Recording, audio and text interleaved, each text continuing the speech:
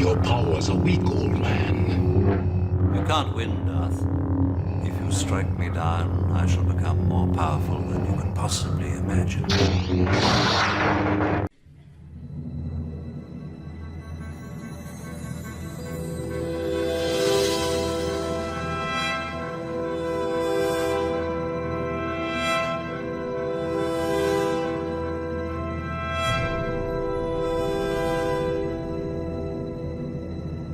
Hey, my more brothers. I guess I don't do enough esoteric videos. So when I do mention something that is esoteric, people kind of grasp onto it, even though it's just a small snippet. And the small snippet of I wouldn't say the last video I did, actually the SYSBM video wasn't really supposed to be unlocked. It's actually a Patreon video, but since I unlocked it, and it went public and people like it, I guess I will keep it up. That is my gift to you. Anyway, during the video, I had mentioned about the life force and the life force being a resource. And there was another video that I did when I talked about your life force as your resource and also your inheritance, the ultimate inheritance, the ultimate legacy that can only be given to you by your creator or the creator of your understanding. Even the atheists have a creator of their understanding. They call it nature or the universe or chance. So it doesn't matter what name you call your God. Every human being has one.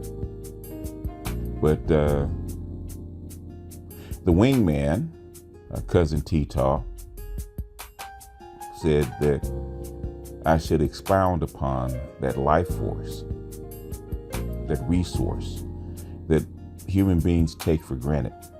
And I was talking about it in relationship to SYSBM, or Save Yourself Black Man, and people thinking that you owe your life force or your resource to a cause just because.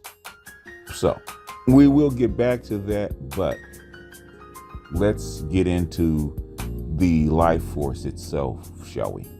Just as a ramble. This is not something that's scripted. This is not even off the top of the dome. This is just going to be a flow of consciousness as I feel it well up. So if it's a break and it doesn't make sense, it is what it is. Since Google is your friend, I Googled the odds of life, of you existing. But the odds of life just occurring on the planet Earth, according to some mathematicians, is like 1 in 350 quintillion or something like that. It's really some unimaginable number. And then there's the odds of your particular singular human life being born. And I thought it was going to be something like, maybe 4 or 5 billion to 1, or maybe 100 billion to 1, something like that. They said it's 400 trillion to 1. The odds that you as an entity would breathe life on this plane. So the odds of you being in existence are an astronomical feat that only the creator could actually deign and pull off. Which is why I do believe that this is purposeful, and that it is purposeful. And it is rare, if you believe anything about the universe and how so little actual intelligent life is out there, that you have it in your possession, one of those rare commodities we call human intellect, the human spark, the reflection of the Most High, of your creator that's in you, that you can reflect upon the universe, that you can be creative. It's so rare that if people really think about it, because the numbers are so mind-blowingly large and the odds are so infinitesimally small that you can't wrap your brain around it, you would treat it with more care and honor it more highly. Think about it. 400 trillion to 1 just for you to be born. It's for you to draw life, and no other creature in the universe can give it except your creator. And you have been gifted with this wonderful inheritance, this wonderful resource. Even though there's some 8 billion of these creatures we call human beings on the planet, and we're all vying for some resource here or there. Some things we don't need, most things we don't need, but we're in a competition between each other to see who can acquire more of this, that, or the other than the other person. When your real inheritance was given to you at birth, and you're fortunate to live in a first world country so that you might have a long life. The average lifespan before the Industrial Revolution was only 41. And now, remember, there was a lot of pushback I got maybe about 6 years ago, I would say, on the MGTOW channel, that human beings regularly live to be 120 years old. And I ran recently by this article that by genetic scientists that said that your DNA is only coded for 38 years, for an average lifespan of 38 years, which for the vast majority of human existence, that's what it was, depending on where you lived. If you lived in places that were not so conducive to life, it was much shorter. But since we have built this artificial environment, we have steadily increased our lifespan to the 70s and 80s, with a possible maximum lifespan of 120 years. But it shows you how precious life is in a developing world. The infant mortality rate for you to get past a year before this modern era was only 50%. You'll have the 50-50 chance if you just got here and you weren't stillborn, or a spontaneous abortion with like a miscarriage, because women can miscarry more pregnancies than they actually complete. And the infant mortality rate in most countries, developing countries, is 50%. So there's only 1 in 2 chance that you will survive your first year. And for the most of the world, there's only another 50% chance that you will make it to adulthood. And we're fortunate that grown men and grown women that we've gotten here to this point because of this artificial environment that we have created, where we got rid of most of the diseases and the things that naturally kill most creatures, especially human beings. So these odds, when you add up all these odds for you to get here, for you to be an adult man, when you compare it to the rest of the universe, it is so rare and so precious that it can't even be imagined. But the thing is, since we're in this imaginary bubble we call the human race, and this artificial environment we call civilization, that we think that these physical goods that we create, money, property, stocks, bonds, cars, whatever the accoutrements that modern life gives us, are the most important things, and they're not. Because if you're not on this plane, if you can't interact with the physical world, all that stuff goes for naught. And too many times we focus on these things that are not important, or not as important. I'm not saying that they're not. I'm not saying that having children is important. Having a family is important, not only for them, but also for you and your development as a man, as a human being. It brings you closer to completing your mission of being a complete human being and completing your mission. What is your mission? As the Gnostics say, going from the word made flesh to the word made true. It's a biblical sentence, but it's also a Gnostic sentence. God, your creator, had to make you your singular vibration incarnate into flesh. And this sojourn we call life is supposed to true you, as the Mason calls you, square you up, true you, make you smooth, make your angles perfect, develop you into a whole human being. Only the Creator can make the word, the vibration in the flesh. But only you and your sojourn can make you into the word made true. Only you in your life can true yourself, can perfect yourself. And a lot of people run away from the experiences that help you perfect yourself. Women are part of your mission. Without them, that you cannot develop your emotional, your feminine side. You're born with logic. You're born with this masculine brain, and the little tiny emotional brain or emotional centered brain that only women can help you develop, and only children can help you develop it further. Now, will you die if you don't do it? Are there other ways to attain the same thing? But the simplest way is to do those two things. But those things are for you and for your particular mission, if you decide to accept it. Now, we've established how rare this gift is for your Creator to make you the word made flesh, and your destiny to your full expression of that entity, that vibration, which is become the word made true, which is your mission. Your mission, as my spiritual teacher taught me, is not to get married. It's not to have children. It is to express the fullness of the gift that you're being given by your Creator to the best of your ability. That's your mission. That's your purpose in life.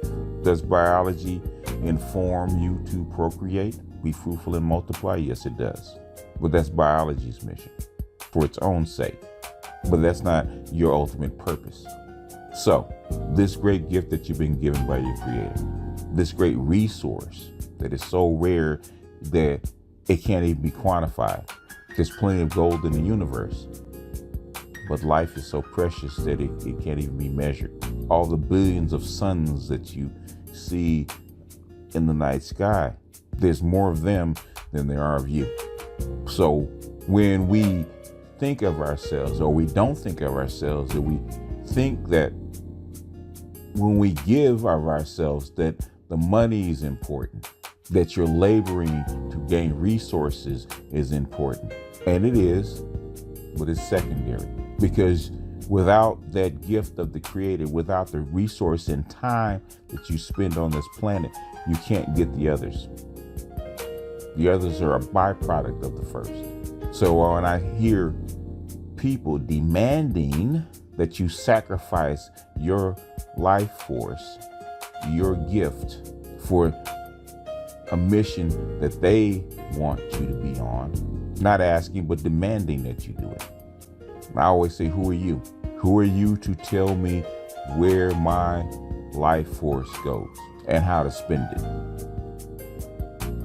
And I'm as guilty as the next, wasting away my time and my life force doing whatever. That's what human beings do. But I also know that my time, my life force, my essence is valuable in somebody's life. I bring that first.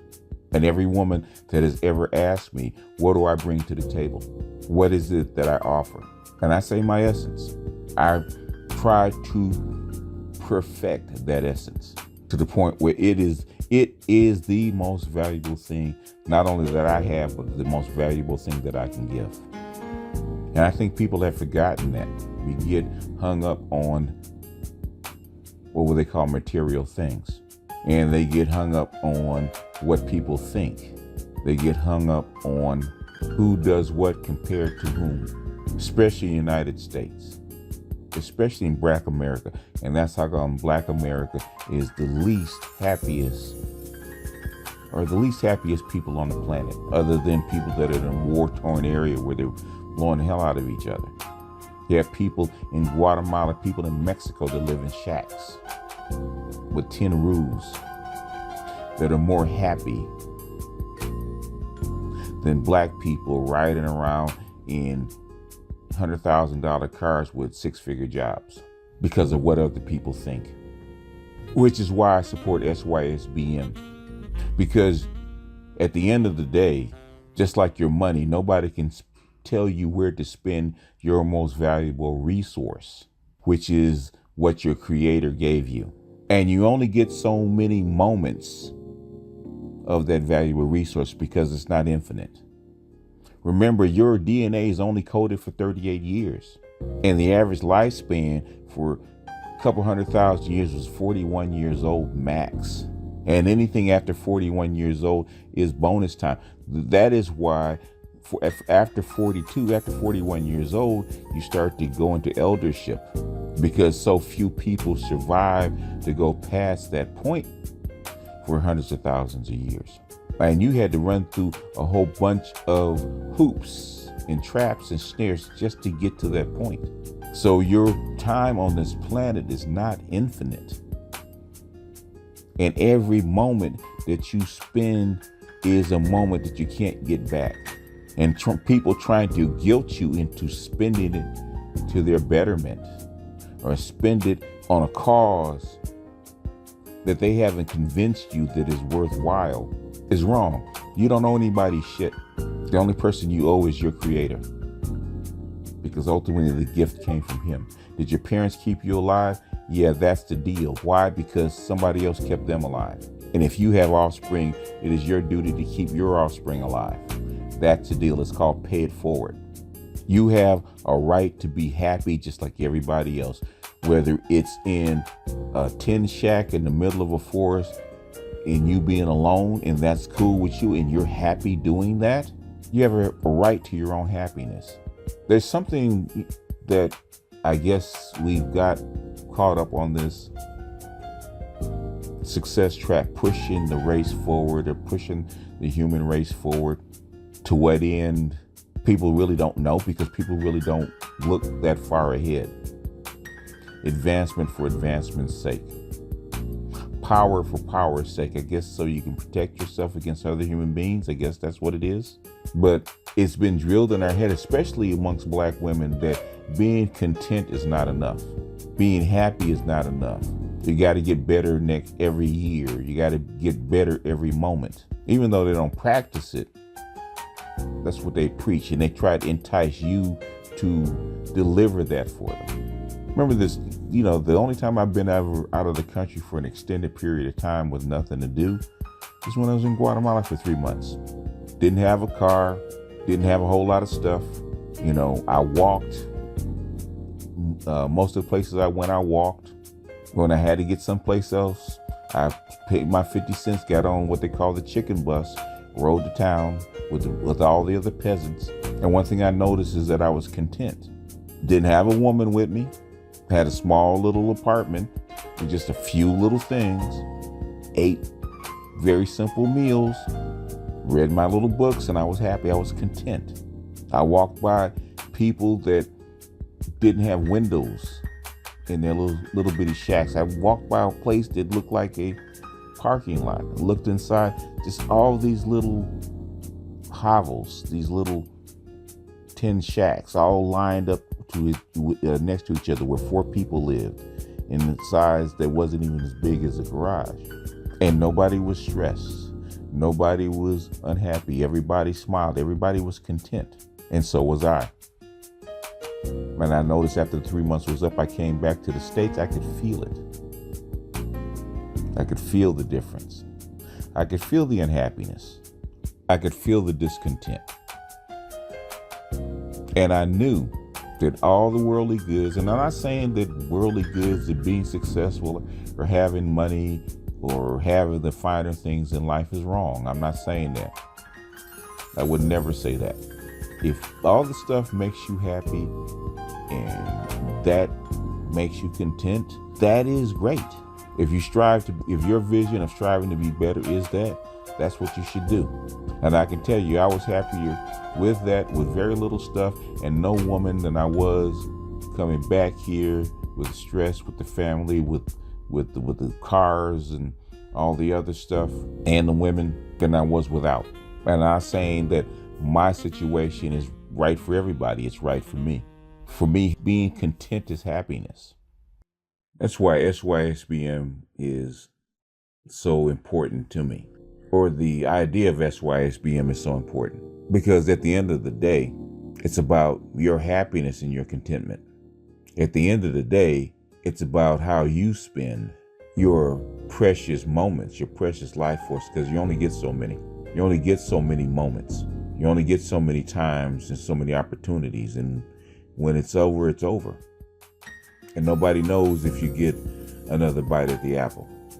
So a lot of guys don't value their time, don't value their attention, don't value their life force.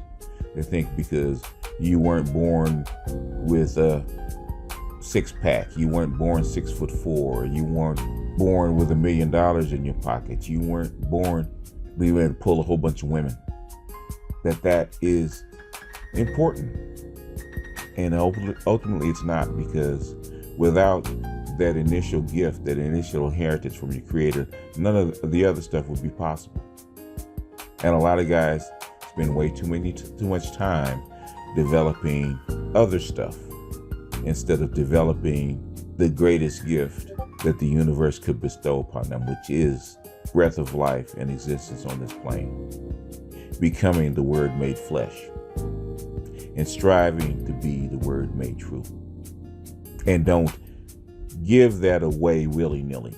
If somebody is not worth your time, they are not worth your time. If you're after a particular woman, and Rolla Tomasi calls it one-itis, and she curves you, she doesn't give you the attention that your essence deserves, then don't waste any more of your time and your precious essence trying to chase her. If you don't get what you want out of a relationship, or you don't think you get the kind of respect out of a relationship that you think you deserve, you don't be there.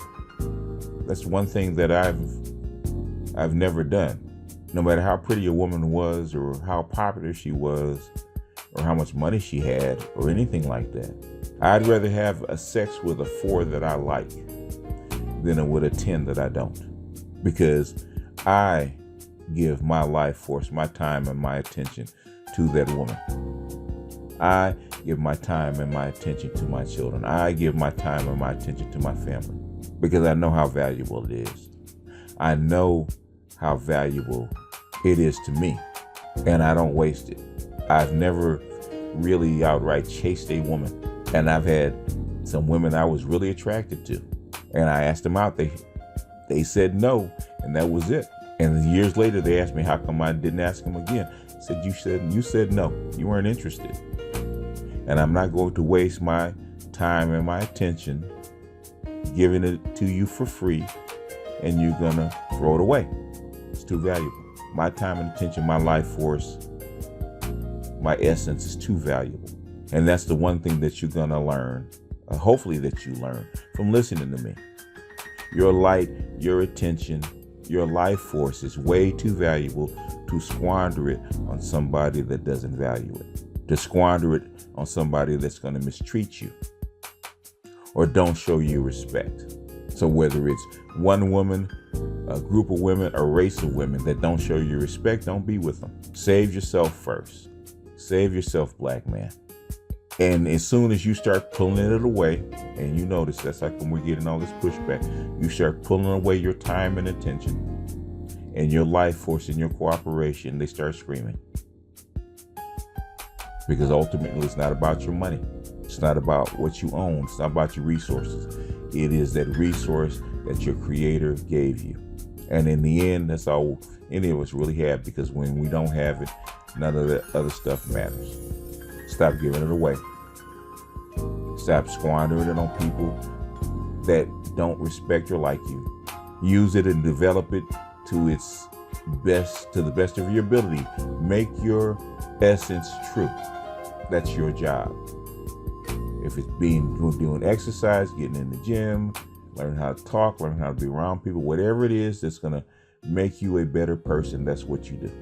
Don't squander it or give it away for free. I never did. If I'm going to be with you, whether I was a baby daddy or stepfather, I extracted a price for my time and attention, because I do believe it's valuable. As much or more valuable than hers. At the end of the day, male light and attention is way more valuable than a woman's light and attention, because her light and attention doesn't make you better. Anyway, that's all I got. Go out and be content. Enjoy the gift that your Creator has given you. For 2020, work on being content. Work on doing the work. Work on making yourself better and being content in the work. Stop worrying so much about the future. Take care of the moments. Let me tell you just a quick story. There was a hurdler, won his events for 4 Olympics in a row. So for 16 years, he dominated his event. And he had one training goal, one training thought about getting just a little bit better every day. And they asked him, his name was Edwin Moses. They asked him what was his secret. He didn't worry about the seconds. He worried about the hundredths of a second. He said, if I concentrate on the hundredths of a second, the rest of the seconds will take care of themselves. If I get better at every moment of that race, every instance of that race, from the stride to the hurdle to the endurance, and shave off just every 1/100th of a second every day, the world records will take care of themselves. Whatever your goal is, cut it down into daily goals. And then cut those daily goals down into moments. And then don't worry about the ultimate goal. Worry about the moments. Take care of the moments. The little bitty slices of time that the Creator has given you. The future will take care of itself. Be here now. Be aware now. Value your essence. Value your time, your attention, and your life force. And the rest will take care of itself. That's all I got, folks. Happy New Year's. Happy new decade. And I'll see you guys on the next one.